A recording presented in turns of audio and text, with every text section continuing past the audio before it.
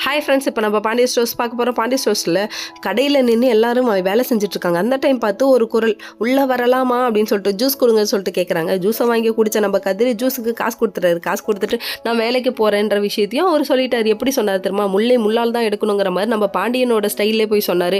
நான் வேலைக்கு போகிறேன், எங்களோட காசுக்கு யார்ட்டையும் நிற்க மாட்டேன் அப்படின்னு சொல்லிட்டாரு. சொன்னது மட்டும் இல்லைங்க, நான் இது மாதிரி காலையில் படிப்பை ஒன்றும் விடலை, காலையில் நான் காலேஜ் போய்டுவேன், மதியத்துக்கு மேலே தான் நான் வேலைக்கு போகிறேன்னு சொல்லிட்டாங்க. வேறு லெவலில் இதே மாதிரி நான் பைக் வாங்குவேன், கார் வாங்குங்கிறாரு.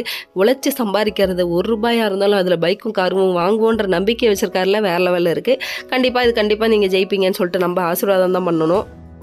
ஆனால் கொஞ்சம் டெரர் லுக்கோட பார்க்குறாரு நம்ம பாண்டியன். உடுப்பான்னு சொல்லிட்டு வெளியில் வந்து தாத்தா கூப்பிட்டு, நீ ஏன்டா போட்டிக்கினே பண்ணுறேன்னு சொல்கிறாங்க. போட்டிக்கெலாம் பண்ணல, அவர் உள்ள சந்தோஷப்படுவார்னு தெரியும். அவருக்கு சந்தோஷப்படுறதுக்காக தான் நான் இதை சொன்னேன். படிப்பெல்லாம் விடலை தாத்தா அப்படின்னு சொல்லி தாத்தா கிட்ட சொல்லிட்டு இவர் கிளம்பி வந்துட்டார். அதுக்கப்புறம் வீட்டில் விஷயம் தெரியுது. உடனே கோமதி அம்மா கொந்தளிக்குது.